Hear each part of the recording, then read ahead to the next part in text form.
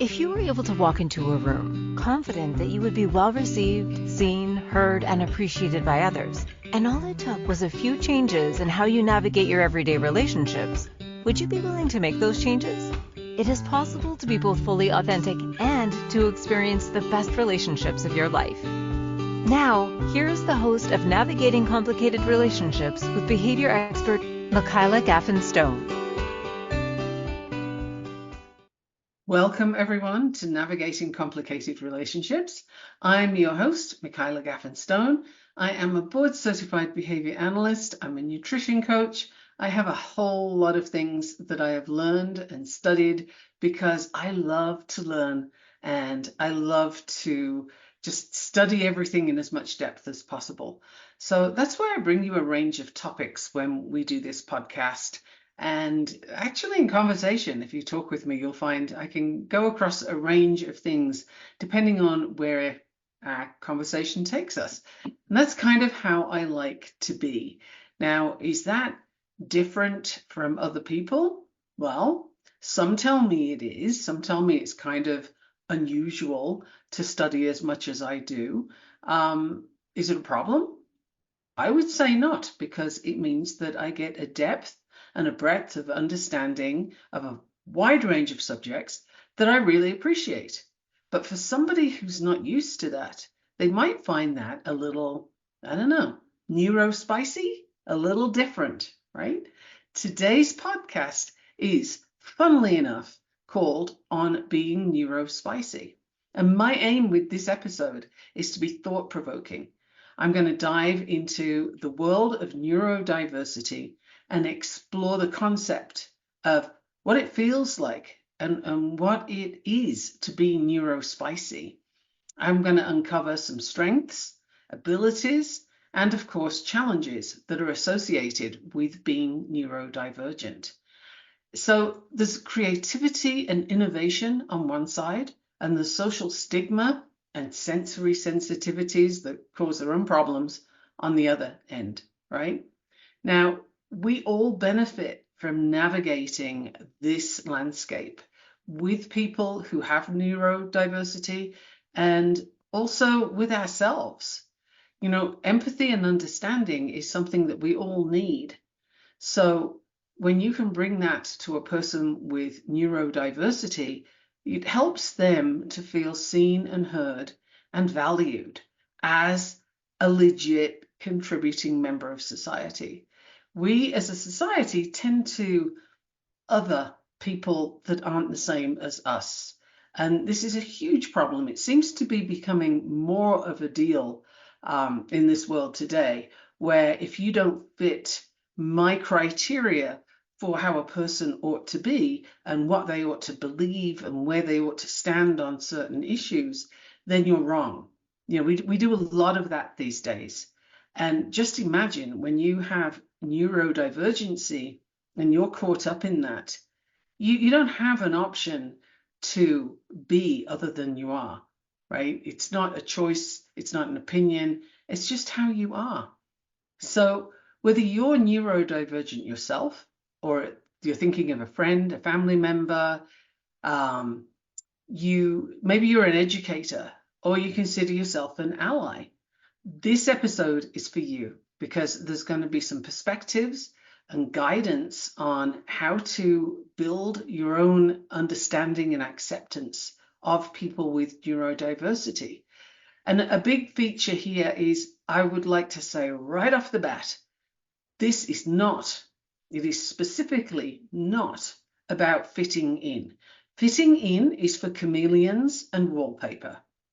It is not about fitting in. It is about being accepted with all that you are, the way that you are, with all the things that come with it, right? The whole package. Accepted as who you are, belonging to the society, belonging to your group. That's what this is about.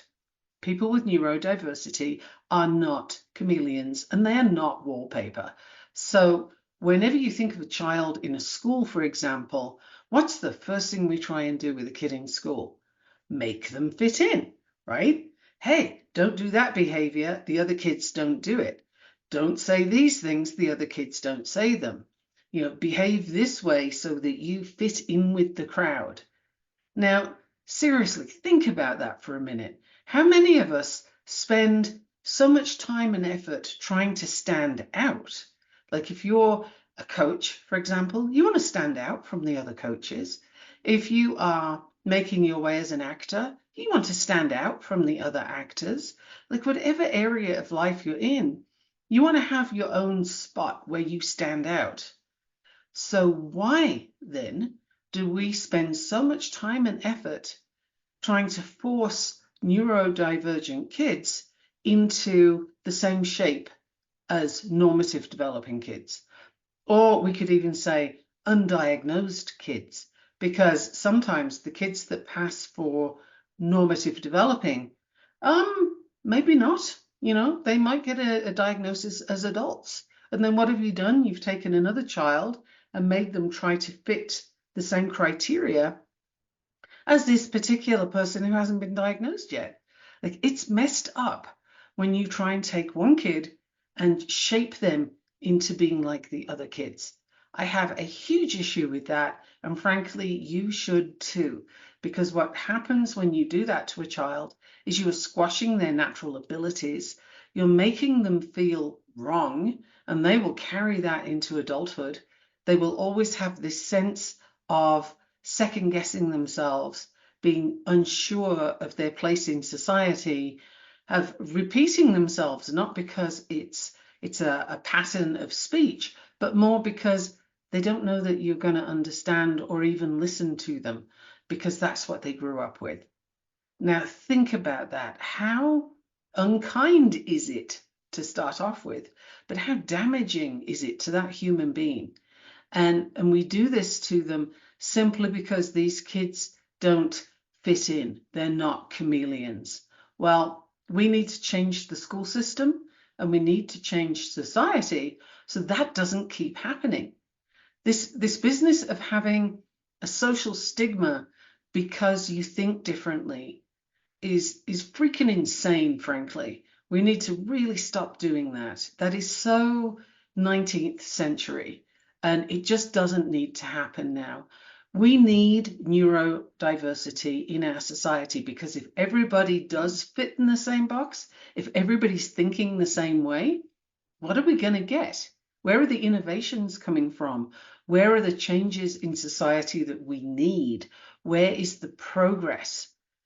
Steve Jobs, he's somebody who had some neurodiversity going on, and I'll get into a few people later that have made a big difference in the world with their neurodiversity. This difference in the way the brain perceives what we all think of as normal, the different perspectives are actually what we need in this world so that we can do things in a new way, so that we can improve. If you all think the same way all the time, we're going to be so stuck that things won't improve from here. They'd go downhill. I mean, we need this change of thinking. We need these different perspectives to see a new way out of problems. If you think the same way and don't change that pattern, then the thinking that got you into the problem is going to keep you there. Doesn't that make sense? Right? You need a different perspective. So neurodiversity is such a broad title. I mean, it's huge. Do you have ADHD? Do you have autism? And can I just say also that having a touch of autism is like being slightly pregnant. You either are or you aren't. It's not that we all have a bit of autism. That minimizes and kind of takes away the legitimacy of somebody with autism. Autism is a different wiring of the brain where you perceive things differently. Just as a matter of routine, you can't see what you can't see. It's the same for neurotypical people too. So for example, if you're talking with someone who has what used to be diagnosed as Asperger's, and now I think they give a number on a scale with autism. This is all insurance stuff and doesn't really make sense. But if you're talking to somebody with Asperger's, they may be pretty blunt in their conversation. And it's not to be rude. It's not because they're ignorant. It's because they don't get the concept of this sort of gray area of nuance that we often use in our conversation. We won't say specifically what we mean. We'll kind of hint at it or suggest a thing that's close to it. And the other person is supposed to read the real language behind the words. Someone with Asperger's isn't going to do that. They're going to take you at face value. So they're going to tell you the truth at face value. And sometimes that can be a little bit of a shock because you're not used to hearing the truth. Is it a problem though? Is it wrong? Is it something we have to stop people from doing? I'm going to say it's a refreshing change. I kind of like it. You know, if you can't take a true opinion, then you might want to rethink where you are in that whole dynamic of expressing your opinion and receiving opinions. If you can't handle somebody else's opinion about yourself, then maybe you have some insecurities that need dealing with. Because if you're secure in who you are, that's really not going to affect you, right? It can just be interesting to see this other person's perspective of you. Nobody sees you the way you do, right? We have our own concept of ourselves, and then other people see different things. It's like picking up a diamond and turning it around. It's not the same from different angles. We human beings are like that. Now, with people with neurodiversity, it could be autism, it could be ADHD, as I mentioned. It could be something like dyslexia, which means that words are not your friend when they're written down. Is it a problem? I'm going to say not once you leave school. School makes it a problem, but if you have something like dyslexia, what happens is you become really creative. You find other ways to get the thing done. You find other ways to learn. You find other ways to communicate.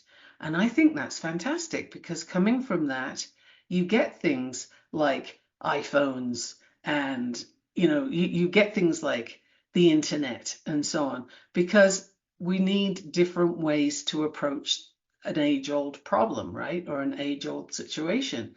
So dyslexia, Richard Branson has dyslexia. Do you think it held him back? Is he suffering from a lack of something? No. But do you think maybe when he was at school, he got made fun of and was given a hard time because he couldn't read or couldn't read well and had problems writing the essays that were demanded of him?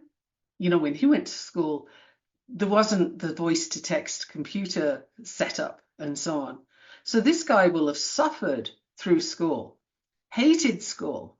By the time he gets out, he's determined to find a whole new way of doing things that doesn't involve focusing on his issue with dyslexia, right? So how many times do we judge a person and try and hold them down because we don't understand where they're coming from and we're not looking for the strengths they have? Richard Branson has some serious strengths. Love him or hate him, I don't really care. The point is, this is a man who doesn't understand the word no when he wants to try something new. What he understands is, let's try it and see what happens. And I love that curiosity about him and the fact that he's undaunted no matter what people say. So that resilience, is that because of his neurodiversity? Probably, right? Because you have to develop a pretty thick skin when you've got stuff going on that people don't understand and they batter you for it. So let's think of a different way to approach people with neurodiversity that doesn't involve trying to turn them into wallpaper. It'd be a really good idea, right? I would appreciate that. So we have a break coming up and I want you to stay with me. I've got lots to tell you and some ideas on how you can shift your perspective so that everybody has a better time. Don't go away. You're listening to Navigating Complicated Relationships right here on the Inspired Choices Network. I'll be back in a minute. What if your relationships could be a source of delight instead of a source of struggle? In a world where human interactions are anything but straightforward, tuning in to Navigating Complicated Relationships with behavior expert Michaela Gaffen Stone will offer you insights, tools, and a whole new level of understanding for you to use right now. Listen for Navigating Complicated Relationships with Michaela Gaffen Stone, Wednesdays at 12 p.m. Eastern, 11 a.m. Central, 10 a.m. Mountain, 9 a.m. Pacific on InspiredChoicesNetwork.com.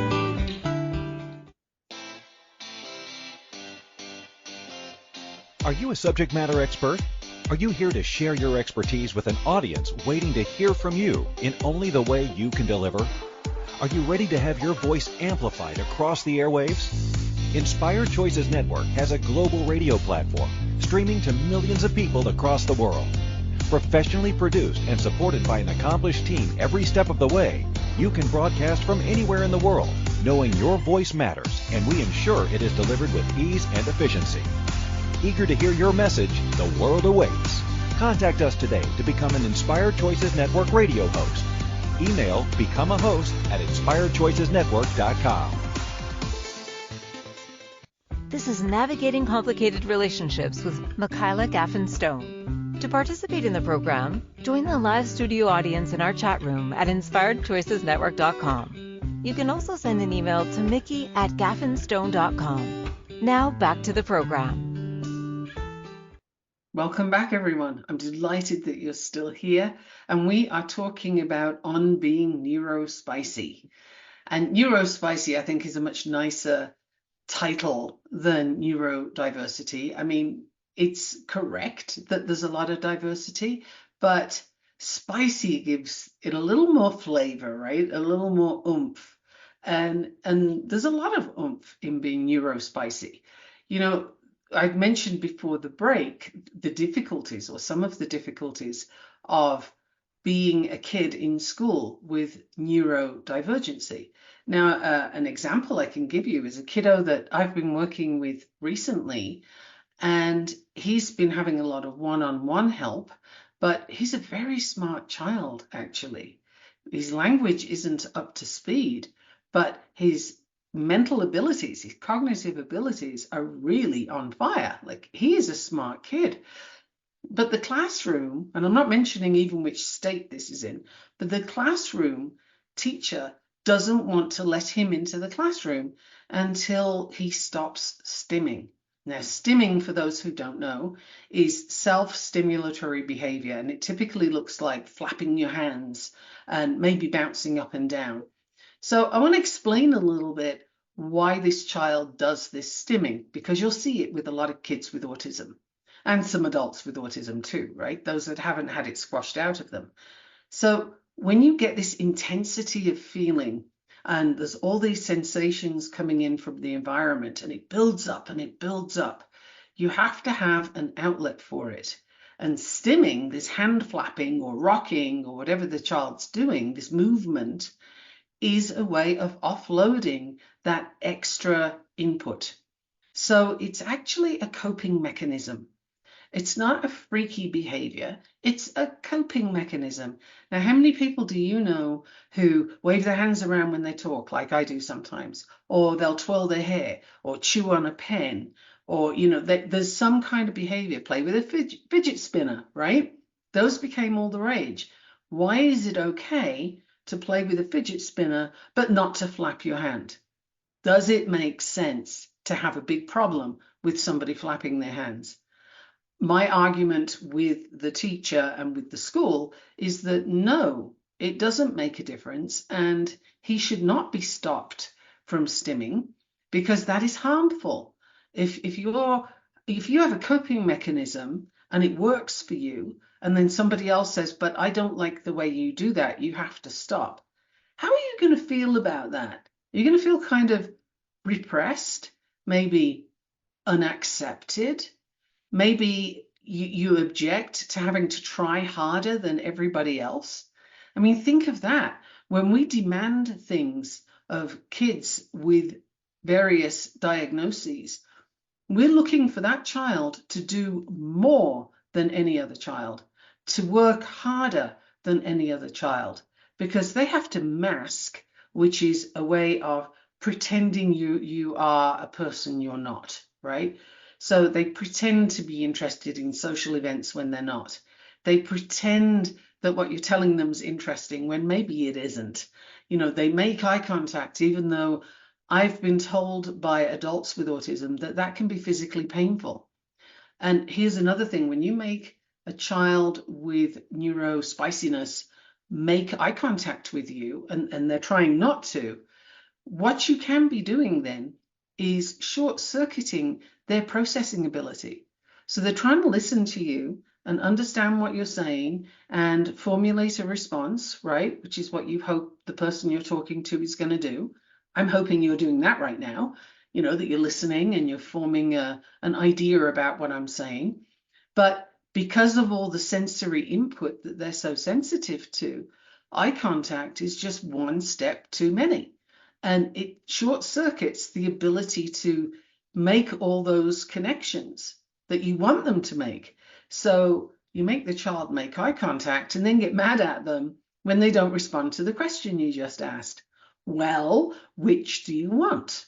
It's too much to ask for all of it. And really, when you think about it, a lot of kids that are considered normative, they don't make eye contact either. So, a lot of adults don't. So why do we make it a bigger issue for kids who are neurodiverse? How fair is that? Really and truly. It's something that we do, but why? Let's examine why we do that. Next time you try and squash a child into a certain shape because they're not behaving like the other kids, is it really because that behavior is a problem? Or is it because you don't really understand why they're doing something different? Like, what is the root cause of that? Now, some things we are going to try and shape a behavior into something that resembles what other kids do on occasion. So if you're somebody who, when you get really wound up, you go and hit somebody, okay, we've got to work on that and change it, because that's not something you can do in a social situation, right? That's not going to go well. So we find another outlet for that energy. And funnily enough, stimming can be pretty good, because when you're flapping your hands, you're not thumping somebody, right? So really, it's a question of, what do you want that person to do within their range, not yours, right? We typically try and make other people fit into our idea of what somebody should look like. But wow, how would it be if you could let that idea go? If you could just say, you know what? I'm going to show up how I am, and I'm going to see who this person is. What do they bring to the table that's so interesting? What do they have that can be valuable and a contribution? Because there's so many barriers that we put up right now for neuro-spicy people that, well, you can't do that. I can't make different accommodations for one child. Everybody has to do it the same way. If you've got kids, chances are you have heard something like that in school. Everybody has to do it this way. We can't make accommodations. It's got to look like that. Well, why? Because as soon as you leave school, you spend so much time trying to stand out and be different, as I mentioned earlier. So what do we actually expect from the school system when we're trying to make everybody the same shape? We were trying to make everybody into variations of the same person. They all tick the same boxes. I mean, that was an idea in the Industrial Revolution, when schools needed to churn out people to go work in factories. That's why you have the bell ring to change classrooms. It kind of conditions you, which is very behavior analysis, right? It conditions you that when you're working in a factory and the bell rings, it tells you something. This is really Industrial Revolution stuff. You wanted to turn out a bunch of people who could follow orders and not question, show up regularly, work hard, get the things done, go home, right? That's a factory. Funnily enough, that's also the army, right? That's what we want from our soldiers, is you're going to do what we say and you're not going to question it. So when you bring somebody through the school system with that kind of approach, and you're squashing the kids who don't fit that mold, and you're making them fit that, we're crushing their ability to critically think, to question, to innovate, to have creative ideas that can make things new again, that can bring us forward as a society. Because what worked a couple of 100 years ago doesn't work now. What worked 50 years ago doesn't work now. We need to change things. When I talk about parenting, for example, one of the things I'm going to tell every parent that listens to me is, don't look behind you at what your parents did when they raised you. Looking over your shoulder to see, well, that worked for me, so I'm going to do that to my kid. Let's put a break on that for a moment and consider. If you're looking backwards, you're going to walk into an object. If you're looking forwards, you're looking towards the future, and you're looking towards what's coming, not what's gone, right? So when you're raising your kids, what kind of parent do you want to be? Not what did you hate about your parents' way of raising you, or what did you love about their way of raising you? No. That's not the key. The key is, what do you want to show up like? What do you think your child needs, with or without neurospiciness? But especially with, how can you be their advocate? How are you going to show up and protect that child from all the forces that would squash them into being less than they are? Because that, frankly, is criminal. I don't think it should be allowed that we do that.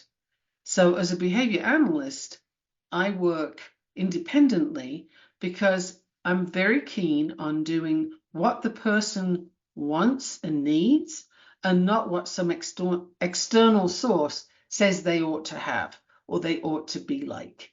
Because, if you don't have a problem with flapping your hands, then why would we fix that? Fix in air quotes, right? Why would we do that to you? It's a coping mechanism. I'm not going to take that off you. If making eye contact is a problem, I'm not going to make you make eye contact. It's not that important. The important thing is that you learn that you're valuable as you are, and that you can contribute from your perspective, and that you really are accepted and you belong in society. That's what I want for all the kids, the teens, the adults with neurospiciness, is let's just have our place in society. I'll tell you about my particular flavor of neurospiciness. You may have guessed I have some going on. I'll tell you about that after the break, and how it doesn't stop me at all, but it certainly informs my advocacy for people with neurospiciness. Because having been on the receiving end of stories like, oh, you're being lazy, you don't pay attention, you're staring out the window, daydreaming, you're this, you're that, judgments piled one on top of the other. And that's a heavy weight to put on a kid. So can you be the advocate for a child in your environment today? Can you look at a kiddo who's being put upon to behave other than they are? And can you stand up for them? That would be so nice, and it happens so rarely. Are you that person? Do you do it already? I'd love to hear from you. I'd love to hear what your experience is, either as somebody who advocates for or even has neurospiciness themselves. What's been your experience? What worked for you? What helped? Because the more we can get the message out about what helps, and the more we can talk about what really doesn't have a place, the more people who don't know will know. Right? Because you can't blame somebody for ignorance. Ignorance can be fixed. You can learn a thing. But willfulness and just, intentionally othering somebody, that's a bigger issue. That's a problem. So I'll talk about my neurospiciness after the break, just a bit, and then we'll go on to other things. So don't go anywhere. You are listening to Navigating Complicated Relationships. And today we are on being neurospicy. See you in a minute. What if your relationships could be a source of delight instead of a source of struggle? In a world where human interactions are anything but straightforward, tuning in to Navigating Complicated Relationships with behavior expert Michaela Gaffen Stone will offer you insights, tools, and a whole new level of understanding for you to use right now.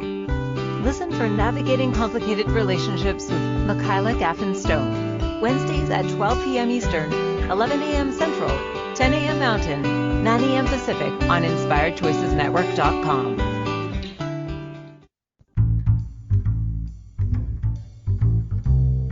How wonderful would it be to carry your favorite Inspired Choices Network host with you throughout your day?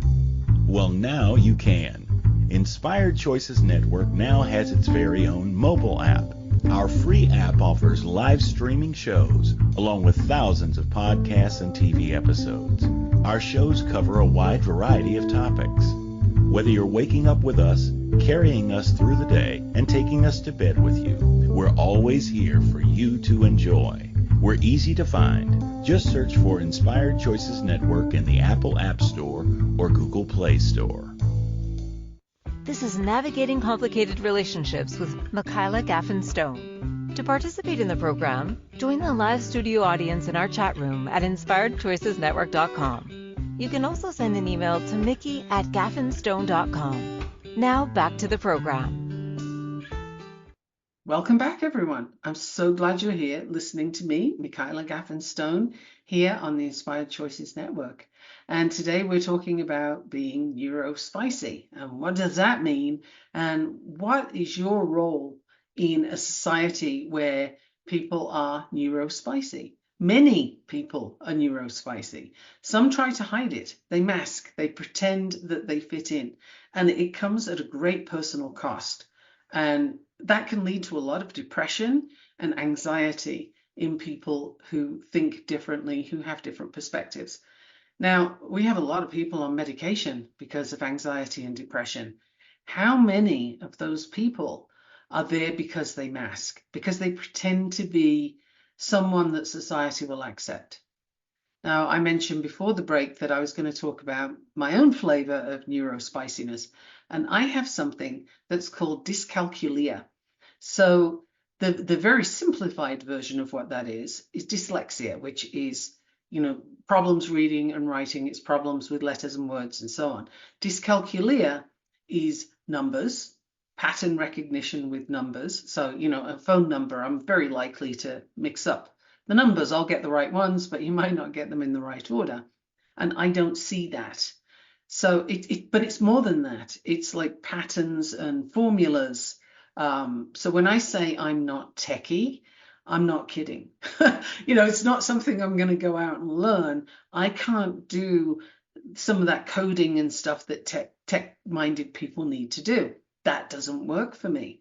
But when it comes to other things like diving deep into behaviors and why people do what they do, I can go deeper than most. So whenever you've got somebody that has what we, I guess, could call a deficit or an area that is just not their smoothest operation, there will be something else that they can do so much better, right? It's the way it balances out. So when you have someone that can't do math, you can bet that they're going to be really good at writing, for example. Maybe that's going to be an author. That happens quite a lot, where you get an author, if you talk to them about things math, they're going to laugh at you and say, yeah, no, that's not a thing for me. But when I was at school, I had a lot of expectations placed on me that I was going to be brilliant at math, because I had the fortune, I'm not going to say whether it was good or bad, but I had the fortune to have a mom who was head girl at school, which in Britain, that's a big deal, right? That's like valedictorian for a chunk of time. And she was brilliant at math, brilliant. And then I come along and I actually had the same math teacher as her. And he recognized who I was because he said I look so much like her. That was a little freaky, I can tell you. So I sat there in grade 9, I think it was, with this teacher looking at me saying, oh, wow, I'm so glad you're in this classroom. Your mom is a genius. I can't wait to see what you do. Oh, Boy, can you imagine how that went? It was hell on earth. It was rough because I cannot do math. Like I can't do numbers. We have calculators. That's great. You can ask an AI to solve math problems for you. Even better. Like, I am so happy that we have these tools now. But when I was at school, what we had was berate the child until they do something. That was basically the tactic. And unfortunately, a lot of schools are still doing that. But I could not do differently. I could not show up as my mom. I could not be brilliant at math. It's just not my thing. But then I can do behavior better than she ever could. So where are we placing a whole lot of value on something that is, should we say, more traditionally accepted as a topic, and we're not valuing other things, right? That can be an example where a child is in someone else's shadow, whether it's a parent, a sibling, whoever it is. When that child is in someone's shadow, you are doing them a huge disservice, because you're keeping their light small, and you're not seeing what can they do, what are they bringing that will help. They can step forward in such a powerful way. Just because it's not what you were looking for doesn't mean it's less valid, right? So I took years to get over that whole math thing because I thought there was something wrong with me. Well, I would argue it's not wrong, it's just different. That's not how I operate. But give me things, behavior, writing, that kind of thing, and I've got you. I can do those things. So how can you help when you come across somebody who is clearly having issues with a particular topic or a particular behavior? Well, the first thing I'm going to say is educate yourself. Start learning about the different type of neurodivergent conditions there are, and don't be put off by the label so much, because autism, for example, is called autism spectrum disorder. I have a problem with that. I don't think it's a disorder. It's a different way of thinking. That is not a disorder. So I'd rather call it autism spectrum difference or diversity or something like that. But right now, that's what it's called. Attention deficit hyperactivity disorder. Good grief. If there's one thing ADHD isn't, it's a deficit. Because just in case you haven't come across this for yourself and figured out how it works, people with ADHD or ADD, which means they don't have the hyperactivity, they cannot filter out sensory input. So if there's lights, if there's sound, if there's movement, so you've got TV going on in the background and siblings are playing and mom's cooking over there, or dad's cooking, and mom's, I don't know, playing snooker behind you, or whatever it is, all those things are going on, and you can't block any of them out. They all get equal billing in your attention. So it's actually not a deficit. It's an inability to block, right? So when you've got all that stuff going on, can you imagine trying to do your homework in the middle of that? It's a nightmare. You can't do your homework in the middle of that because there's just too much claiming your attention. How do you process? Think of what I said earlier on about making eye contact. It's another drain on your resources when processing requires your attention. There's nothing wrong with that.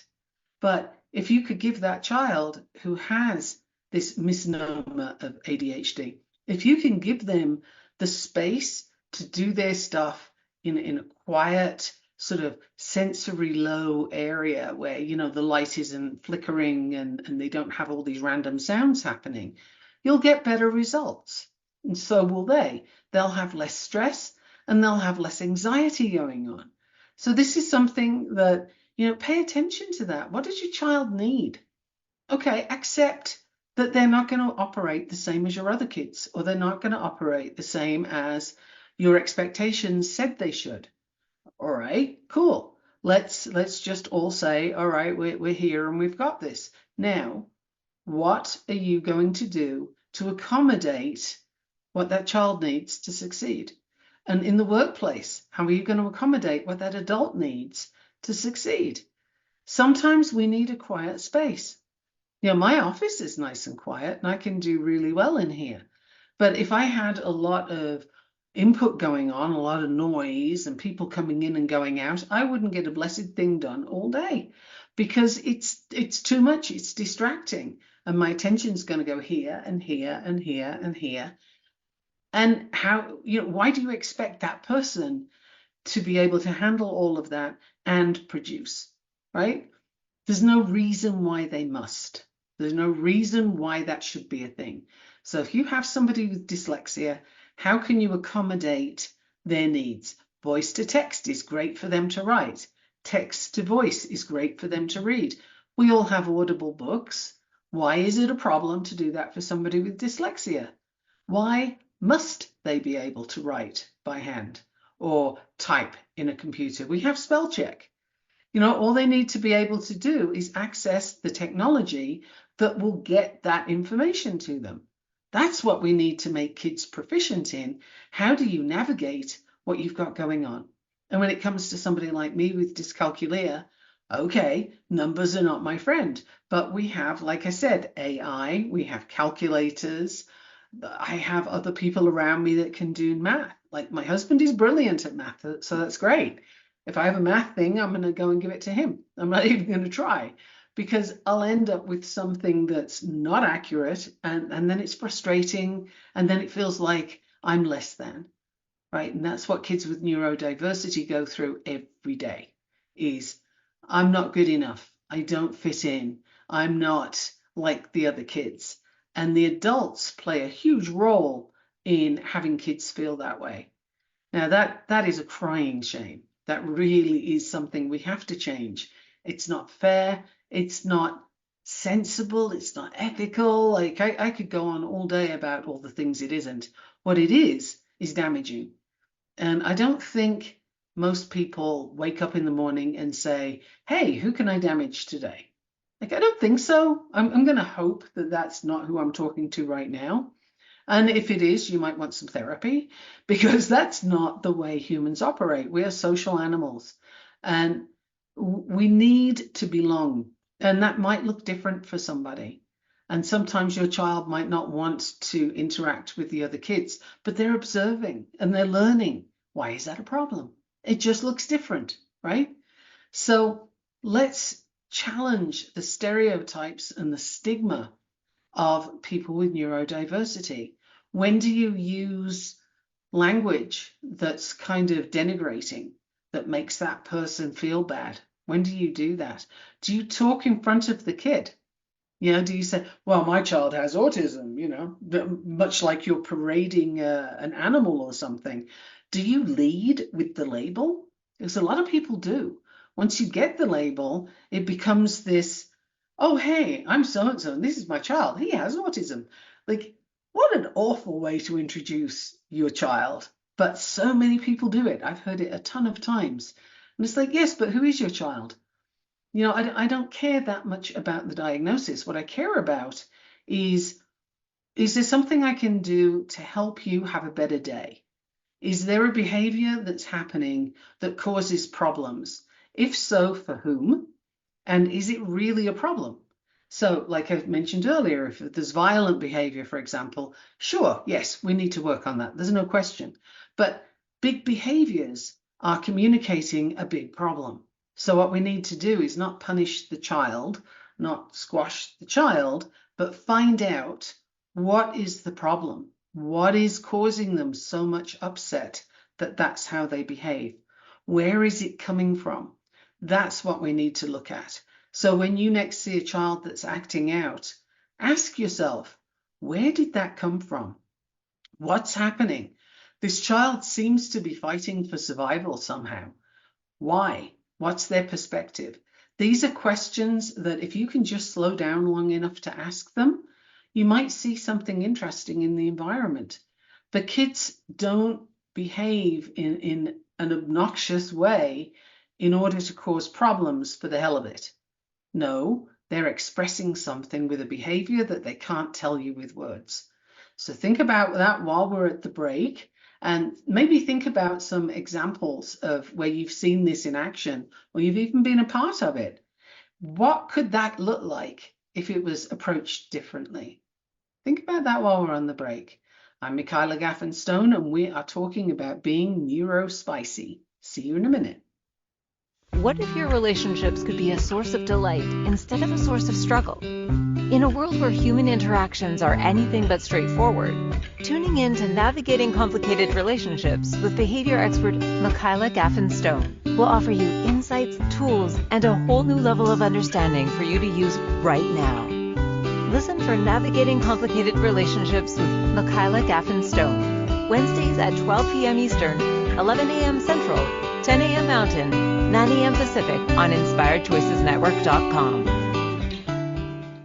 This is Navigating Complicated Relationships with Michaela Gaffen Stone. To participate in the program, join the live studio audience in our chat room at InspiredChoicesNetwork.com. You can also send an email to mickey@gaffenstone.com. Now back to the program.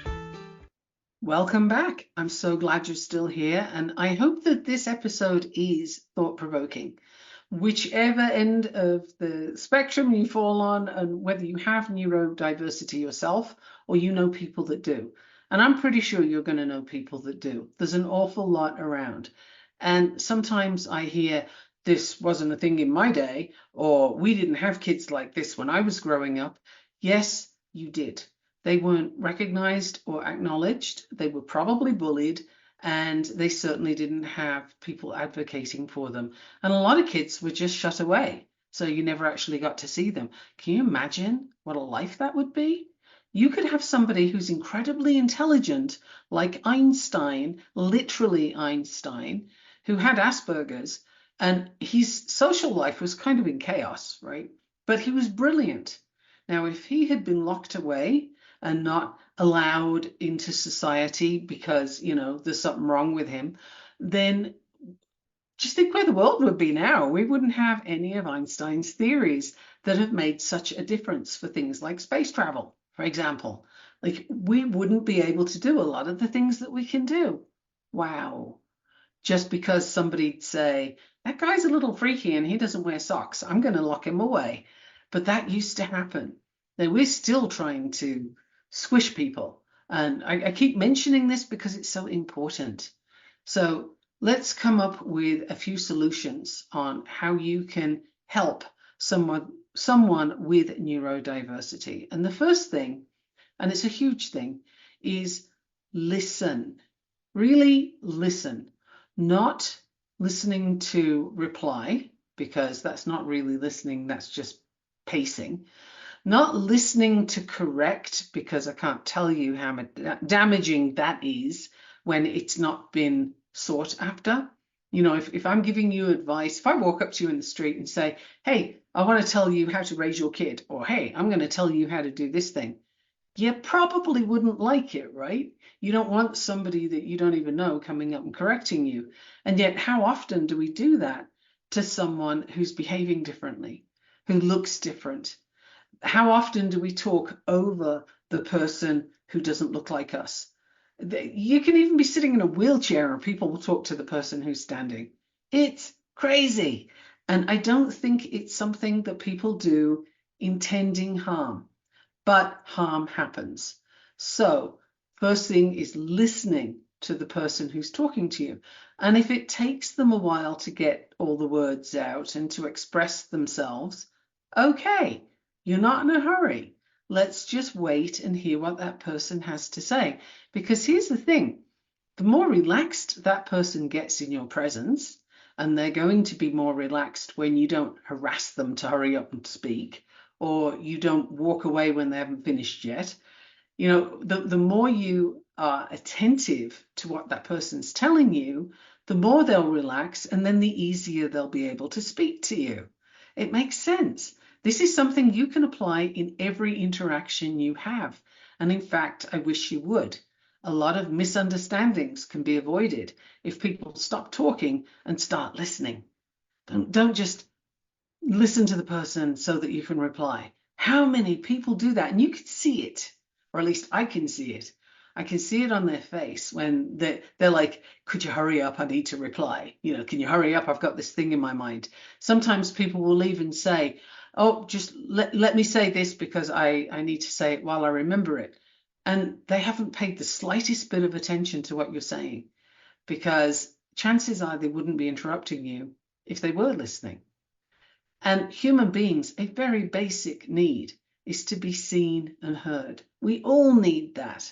And I don't care what your diagnosis is, and I don't care if you're sitting, standing, doing headstands, cartwheels, or what. Everybody needs to be seen and heard. And when you deny somebody that, you are helping them to feel less than. And why would you do that, really? I don't think you would, not intentionally. So self-education, definitely. Learn all you can about the different diversities that you come across, and just be objective about it. It's not your problem. It's not your experience. It's theirs. So how can you help that person have a better interaction right now, a better space? If you've got a colleague at work who has difficulty when there's noise going on, maybe they could have some headphones. That would be really helpful. Likewise for kids in class, give them headphones so that they don't have to handle all of that. You're promoting the conditions for that person to be as successful as possible. Don't we want each other to be successful? I would hope so.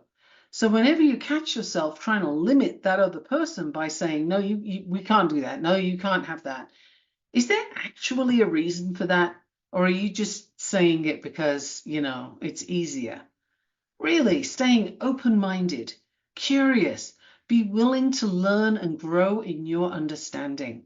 These are things that you can do starting right this second to help people who have neurodiversity, whatever that looks like for them. And remember, behavior is communication. So whenever a person is showing you a behavior that maybe you don't like, wonder, where is it coming from? Because they're really not doing it just to wind you up. Do you think they feel secure enough to do that? Typically not. They're doing it because they have no choice. They've got to communicate what's going on. So can you read that? Now, there's some notable people I want to mention before we end this podcast. Temple Grandin. Most people know her. She's got a PhD. She's a renowned author, speaker, and she's an advocate for autism awareness.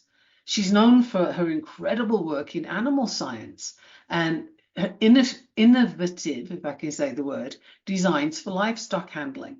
She can do incredible things. Who would have expected that for her? Maybe nobody. But she has a unique way of thinking. Dan Aykroyd is an actor and a comedian. You've seen him in Ghostbusters and Saturday Night Live and various other places. He has Asperger's. He also has Tourette's syndrome and attention deficit disorder. So, he's got a lot going on. But did he let it stop him? No. Did other people get in his way? Probably, but then he found people who would accept him as he is. He has a hyper focus on topics of interest, and that has really helped him in comedy and in creative pursuits. So when you're looking at the people around you who are neurodiverse, what can they bring forward if you stop squashing them and if you help them to stand tall and feel good about who they are? I've already mentioned Richard Branson. Daryl Hannah, she's an actress and she's an environmental activist.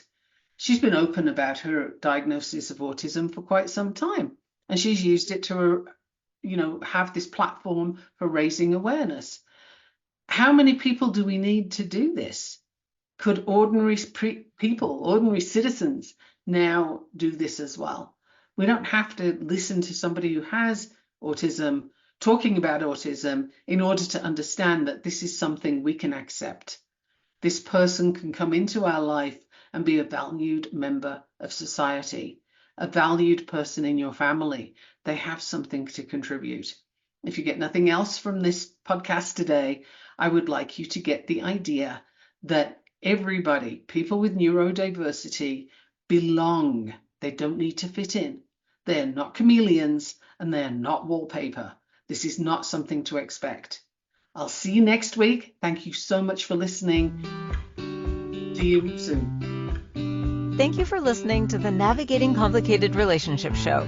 Michaela returns Wednesdays at 12 p.m. Eastern, 11 a.m. Central, 10 a.m. Mountain, 9 a.m. Pacific on InspiredChoicesNetwork.com. Until then, remember every relationship is a journey, and with the right tools, you can create stronger, more fulfilling connections.